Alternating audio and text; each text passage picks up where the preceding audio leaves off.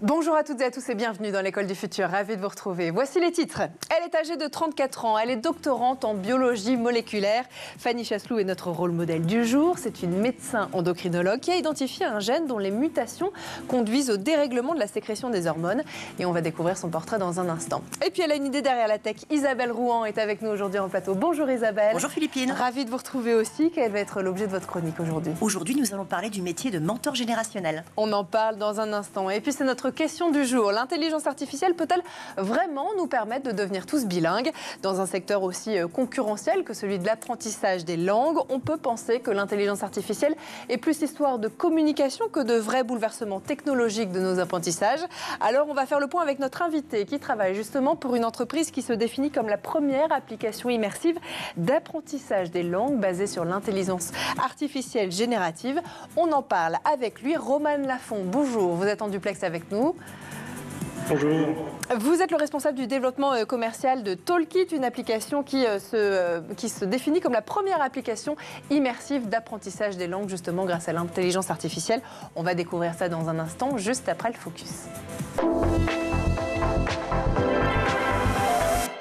L'année dernière, 35 chercheuses ont reçu le prix Jeune Talent France de la Fondation L'Oréal UNESCO pour les femmes et la science. Et parmi elles, Fanny Chasseloup, une jeune médecin qui étudie l'origine des tumeurs endocriniennes dans l'objectif d'obtenir un dépistage un peu plus précoce et de découvrir de nouveaux traitements. On découvre son portrait aujourd'hui avec Xavier Terrade. Le 10 octobre 2023, Fanny Chasseloup a été citée parmi les 35 chercheuses ayant reçu le prix Jeune Talent France de la Fondation L'Oréal UNESCO pour les femmes et la science. Fanny Chasseloup, postdoctorante en biologie moléculaire, cherche à comprendre les mécanismes génétiques et épigénétiques à l'origine de tumeurs endocriniennes rares pour trouver de nouvelles stratégies diagnostiques et thérapeutiques de pathologies plus fréquentes. Bravo. Avec ses recherches, Fanny Chasseloup espère bien ouvrir la voie à un dépistage plus précoce et à la découverte de nouveaux traitements, notamment pour la maladie de Cushing, maladie rare qui touche 1 à 10 personnes sur 1 million par an. À terme, ces découvertes devraient pouvoir servir aussi à comprendre et traiter d'autres pathologies. Avec sa pugnacité assumée, Fanny Chasseloup a réussi à se faire une place de choix dans un milieu où les postes les plus exposés sont encore, selon elle, proposés en priorité aux hommes.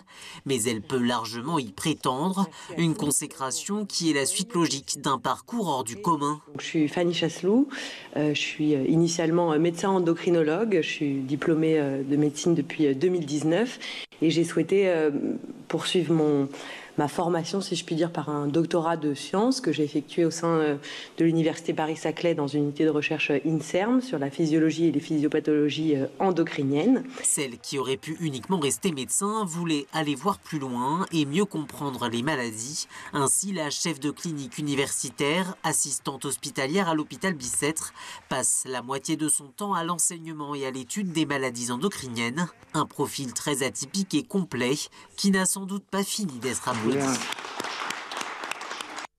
Allez, tout autre sujet à présent. Pourquoi nous, Français, sommes-nous si mauvais en langue? Les études sur le sujet sont nombreuses. La France ne cesse de stagner aussi dans la dernière place des classements internationaux sur la maîtrise des langues étrangères. Alors, est-ce que l'IA pourrait tous nous sauver ou est-ce plutôt une histoire de coût marketing? On pose la question à notre invité tout de suite dans la première partie du talk. Et aujourd'hui en duplex avec nous pour en parler, Roman Lafont. Vous êtes le responsable du développement commercial de Talkit, la première application immersive, en tout cas c'est comme ça que vous vous définissez, pour apprendre les langues basées sur l'intelligence artificielle générative. On va parler de votre application, Roman, dans un instant. D'abord, plus de la moitié des élèves de 3e n'avaient pas le niveau requis en anglais en 2022, selon les tests Evalang. Les jeunes Français, Roman, sont-ils condamnés à être mauvais en anglais ? Je pense que c'est une opportunité, justement. L'apprentissage de l'anglais est la langue la plus apprise en Europe et dans le monde. Donc je pense que ce n'est pas une condamnation, mais c'est plus une magnifique opportunité sur laquelle nous souhaitons fournir une belle solution qui soit ludique, que l'on gamifie, et qui permet vraiment aux élèves et aux adultes de s'améliorer facilement et à tout moment dans les langues. Le retard de la France est encore plus marqué à l'oral, selon une étude du Conseil national d'évaluation du système scolaire datant de 2019. Depuis 2010, les petits Français ont fortement progressé en langue, mais ça n'est pas forcément le cas à l'oral. Les choses sont bien moins faciles. En primaire, 39% des élèves ont des problèmes pour comprendre un énoncé oral, et au collège, c'est 75% des enfants qui n'arrivent pas à bien se faire comprendre en anglais. Comment vous expliquez aujourd'hui les difficultés justement que les jeunes Français connaissent, rencontrent à l'oral, notamment en anglais? L'apprentissage d'une langue est parfois un processus assez difficile, assez pénible, surtout quand on n'est pas dans le pays d'origine de la langue. Et c'est là où on vient apporter une solution où on veut que la personne qui apprend la langue soit totalement en immersion dans le langage dans la langue qu'il ou qu'elle apprend. Et c'est souvent là le problème, c'est qu'il y a une grande distance entre la langue et la personne. Et donc il n'y a pas ce sentiment comment dire, cette complicité avec la langue que nous, on vient apporter grâce à une expérience immersive. Est-ce que ce n'est pas aussi la faute à la manière dont on enseigne les langues en France, qui est plutôt basée sur l'écrit, pas forcément sur l'oral, qui laisse du coup peu de place à l'interaction et aux compétences communicatives? Le but d'une langue, c'est quand même d'être parlé, non? L'aspect écrit vraiment permet d'apprendre les bases, toutes les règles de grammaire, etc. Et nous, on vient surtout sur le côté pratique, le côté oral. Et souvent, le côté oral vient en deuxième temps. Le premier temps est vraiment l'aspect écrit, comprendre les fondations, et l'oral vient ensuite. Et c'est peut-être là qu'il y a beaucoup de travail à faire, et c'est là que l'on souhaite beaucoup aider les gens à apprendre la langue. Alors, justement, Romane, pour essayer de contribuer à l'effort du développement de nouvelles manières d'apprendre les langues, depuis le 22 mai dernier, les élèves ont désormais un nouvel outil pour progresser. Ça s'appelle Talkit, et vous dites que votre solution rebat les cartes de l'apprentissage de l'anglais, je vous cite, pour une formation personnalisée, ludique et immersive. Fin de citation. Comment ça fonctionne, cette nouvelle application, Romane? Donc en fait, nous avons créé un monde virtuel, un monde 3D qui est accessible depuis son téléphone ou depuis les casques Apple Vision Pro, d'accord, qui seront disponibles en France le mois prochain. Et c'est un peu comme dans les jeux les Sims, peut-être que vous avez entendu parler, et on entre dans ce monde virtuel qui est peuplé de personnages. Chaque personnage, son dialogue est généré par de l'IA générative, et l'on vient interagir avec ces personnages par le microphone de son téléphone. Et chaque personnage a son métier, chaque personnage a sa personnalité. Et quand on vient interagir avec ces personnages, la discussion est tout le temps originale et souvent axée autour de leur cœur de métier et pimentée par leur personnalité. Donc votre différence à vous par rapport à toutes les autres solutions qu'on reçoit très régulièrement ici, qui viennent nous annoncer des révolutions en matière d'apprentissage des langues, c'est ce côté immersif, si je comprends bien, ce côté un peu gamifié où l'élève, l'apprenant en tout cas, rentre dans un monde virtuel pour apprendre une langue? Tout à fait, ce côté immersif et également ce côté très palpable, on peut dire, parce que chaque discussion est unique. On peut orienter la discussion comme on le souhaite et on s'y perd en fait. On a l'impression d'avoir vraiment une discussion avec une personne réelle, et ce qui permet d'être en totale immersion dans l'apprentissage de la langue et de ne plus avoir ce sentiment que l'on apprend une langue, mais on est en réelle discussion, avec une discussion qui a un ressenti très authentique. Alors, vous expliquez aussi, Romane, que Talkit est la première application d'apprentissage de langue basée sur l'intelligence artificielle générative. C'est l'objet de notre émission, ça tombe bien. Est-ce que ça n'est pas plutôt, et je vais vous le dire très franchement, un élément marketing qui cartonne depuis quelques mois, ça c'est sûr, mais qui est vu et revu, surtout dans le domaine de l'apprentissage des langues? Tout à fait, c'est un des sujets phares du moment. Et en fait, il faut bien comprendre que l'IA générative permet vraiment d'avoir une expérience personnalisée.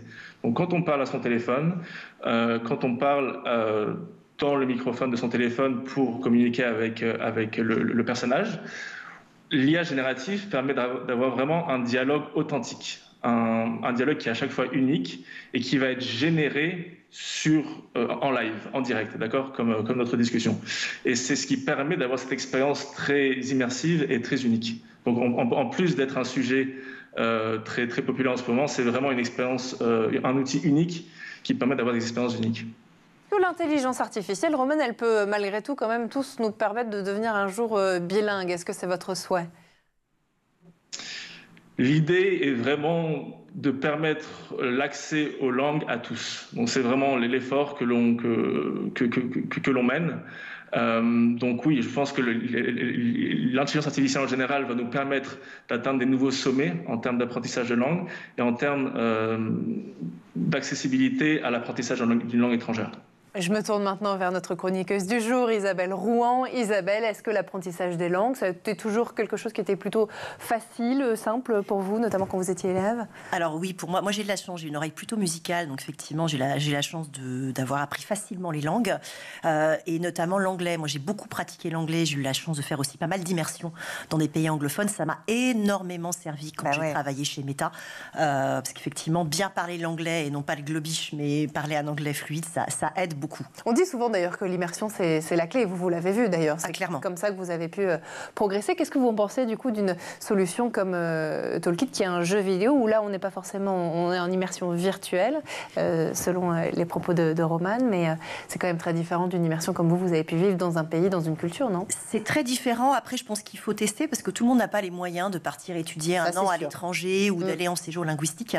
Donc je pense que c'est quelque chose qui se teste. Après effectivement je suis pas sûre que je pense que rien ne remplace le fait de pouvoir vivre à l'étranger, penser, manger, dormir 24 heures sur 24 dans une autre langue. Mais pour ceux qui n'ont pas les moyens, c'est sûrement une très bonne alternative. C'est ce que vous avez justement essayé de répliquer dans votre application, Romane, cette immersion culturelle que certains enfants peuvent avoir la chance de vivre, enfants comme adultes d'ailleurs, dans votre jeu vidéo, dans votre application?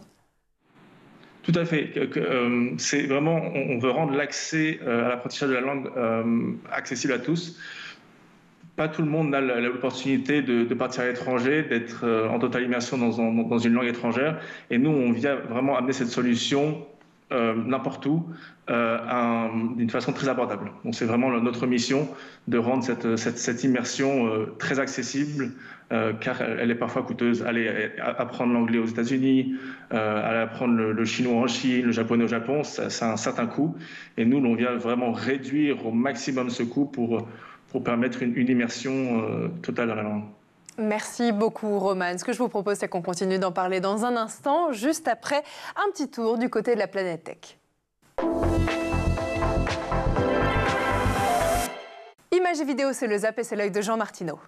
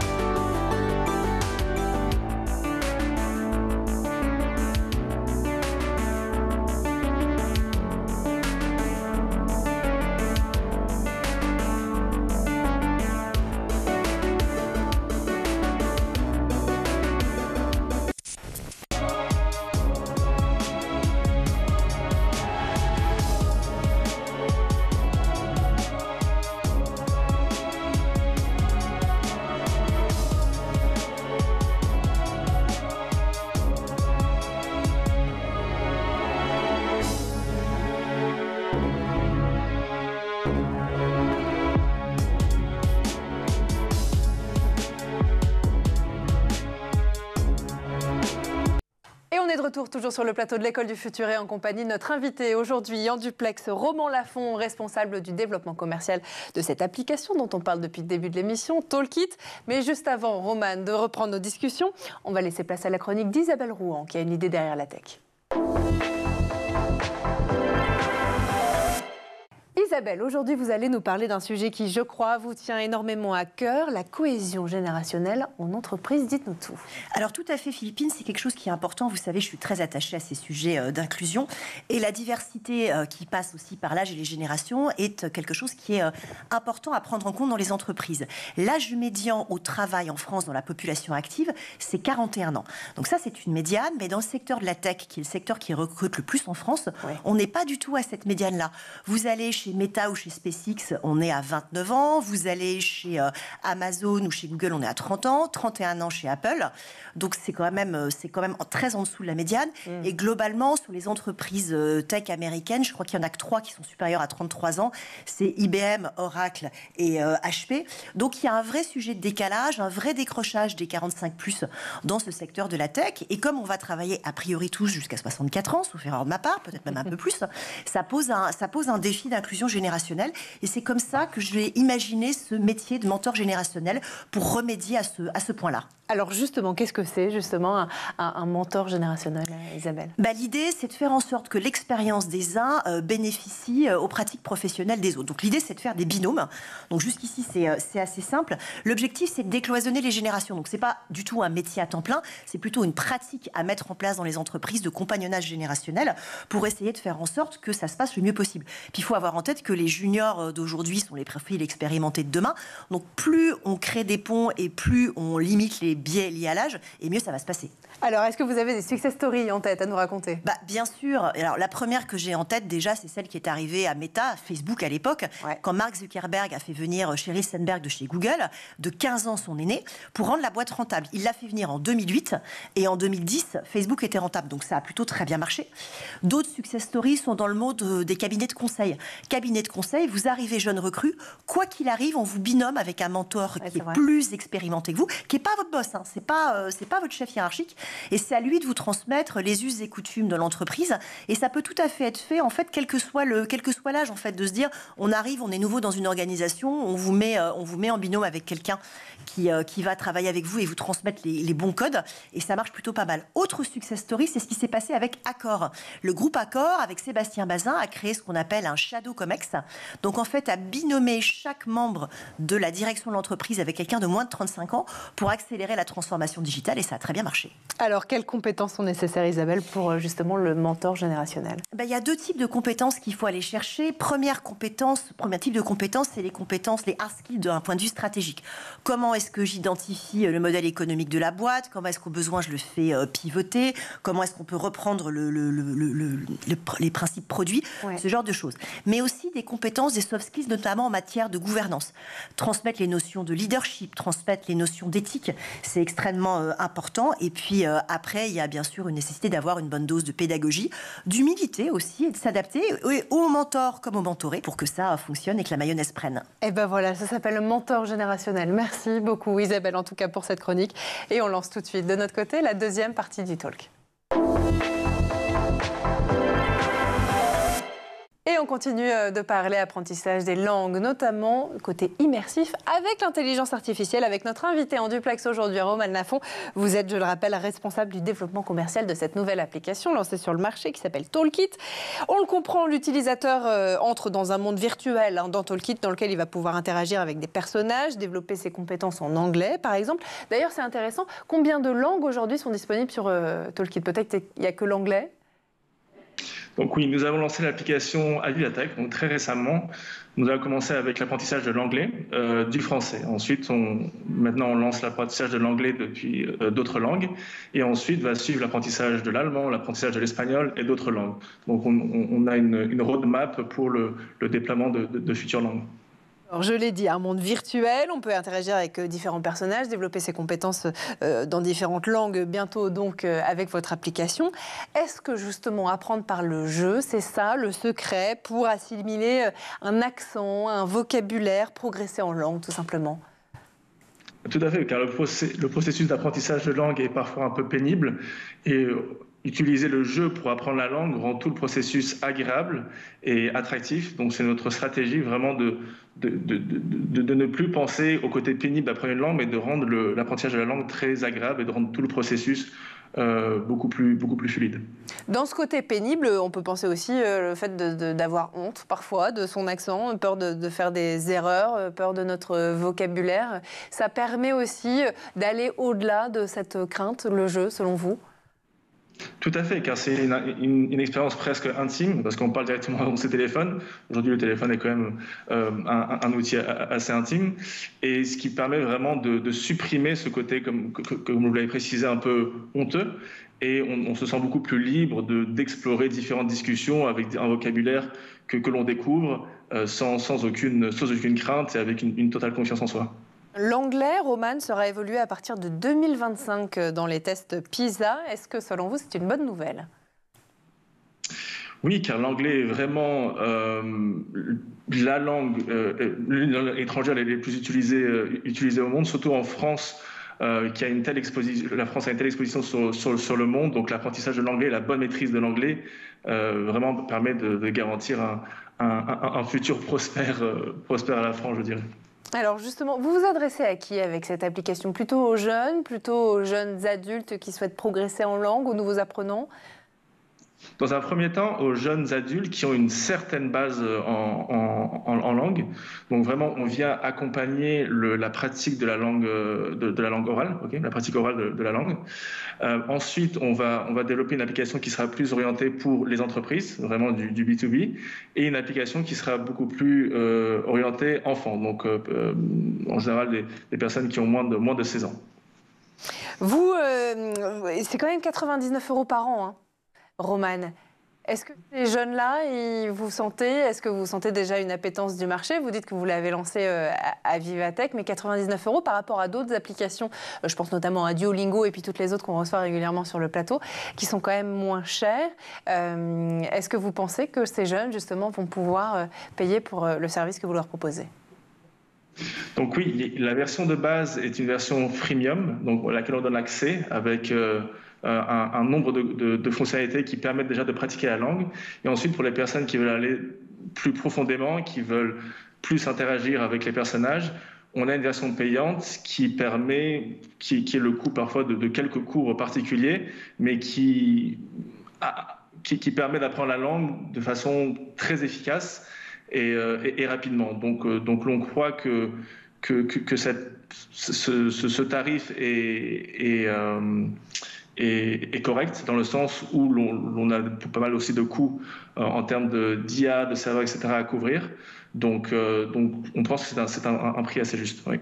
Comment vous avez été accueillis justement? Vous nous disiez tout à l'heure que vous avez été lancé à Vivatech. Vivatech, le temple de l'innovation, la tech, des startups. Isabelle, vous connaissez très bien ce salon aussi. Est-ce que vous aviez entendu parler de Toolkit sur le salon? Moi, je découvre Toolkit. Je reconnais que pour le coup, j'ai bien arpenté Vivatech cette année. Il y avait beaucoup d'innovation, mais comme il y a beaucoup de startups, on ne peut pas tout voir malheureusement. Alors justement, comment vous avez été accueillis sur le salon Roman? Les retours étaient positifs? Vous avez déjà pas mal d'utilisateurs? Oui, on a été vraiment agréablement surpris, surtout qu'on a amené 5 Apple Vision Pro, 5 casques Apple Vision Pro, qui a aussi beaucoup aiguisé la curiosité des visiteurs. Et on s'est retrouvé avec des queues parfois assez longues pour essayer le Apple Vision Pro. Donc oui, on a eu un bon retour et on a vraiment été à l'écoute des visiteurs pour savoir déjà comment améliorer continuellement notre application. On a eu des bons retours sur les premiers téléchargements, donc vraiment on a été agréablement surpris sur les premiers retours. Pourquoi c'était important pour vous d'être justement à Vivatech cette année pour ce lancement? C'était tout un symbole justement parce que je l'expliquais, Isabelle le disait aussi, c'est le temple de l'innovation et de la tech. Est-ce qu'il y avait une autre raison? Tout à fait, c'est vraiment l'événement européen de la tech et on a eu le privilège de pouvoir y participer et vraiment on a choisi cet événement pour lancer notre application, pour marquer le moment.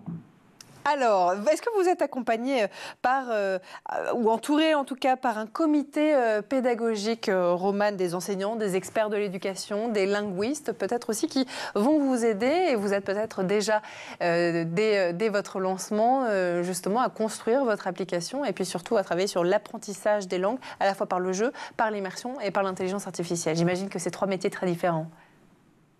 Oui, vraiment, on est proche le but est vraiment de travailler de façon proche avec des universités, avec des établissements d'enseignement. Et aussi, il faut savoir que notre fondateur, sa précédente société était aussi dans l'éducation et un franc succès. Donc, il y a un certain historique dans l'IA éducative qui aussi permet aujourd'hui à Toolkit de bénéficier de toute cette expérience, de tout ce retour sur l'expérience pour mieux aborder le développement de notre application. Alors justement, vous avez commencé à parler du marché, le marché EdTech de l'éducation et de la technologie qui est au cœur de cette émission, vous le savez, depuis son lancement. Comment se porte-t-il? Quelle vision avez-vous de ce marché, en France en tout cas, vous qui venez de l'étranger? Donc c'est un marché qui est en plein développement, surtout maintenant avec, nous avons eu la conférence Apple hier qui a aussi donné un peu leur vision du futur du casque Apple Vision Pro, qui est, je pense, aussi un nouvel, on va dire, Eldorado pour l'éducation, car ce casque va donner accès à une éducation très immersive. Et donc une éducation encore plus abordable, accessible à tous. Donc je pense que le futur est assez positif avec de nombreuses opportunités qui se présentent. Alors, accessible à tous, Romane, pour l'instant, c'est quand même un sacré prix, ce casque Apple Vision Pro. Je crois qu'on n'est pas loin d'un SMIC, si ce n'est plus. Ouais, c'est plutôt même 4 000 €, donc 2 fois un SMIC, mais un peu plus. Accessible, non? Vous ne partagez pas cet avis? Ouais.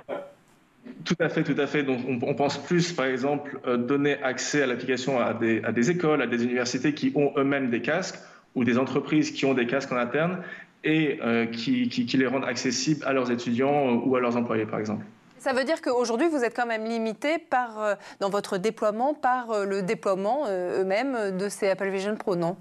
C'est-à-dire qu'on peut utiliser Toolkit que quand on a un casque d'Apple? Tout d'abord, on peut utiliser Toolkit sur son téléphone.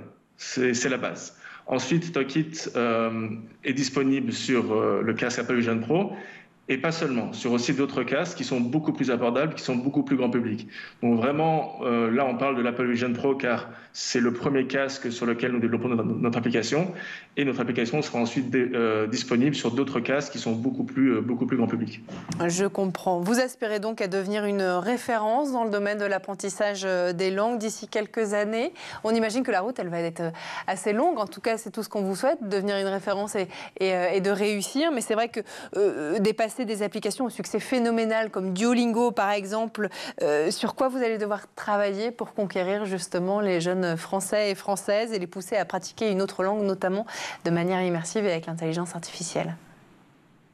Donc, tout à fait, on veut rendre l'expérience encore plus immersive par le monde 3D que nous créons, par l'IA générative qui est vraiment très propre à notre application et qui rend l'expérience beaucoup plus, on va dire, humaine. Et c'est sur cet aspect qu'on investit beaucoup pour vraiment rendre l'apprentissage des langues beaucoup plus instinctive et immersive en général. La révolution de l'intelligence artificielle et de l'apprentissage des langues. Merci beaucoup, Roman Lafond, d'avoir été parmi nous aujourd'hui avec nous. Romane Lafond, responsable du développement commercial de Toolkit. On vous souhaite beaucoup de succès dans le développement de cette application, en tout cas. Merci à vous. Merci aussi à notre chroniqueuse, Isabelle Rouen, d'avoir été parmi nous aujourd'hui. Merci infiniment. Merci à vous de nous avoir suivis. Et puis, vous savez, on se retrouve évidemment dès demain, 12h30 sur School TV. Et d'ici là, passez une très belle journée.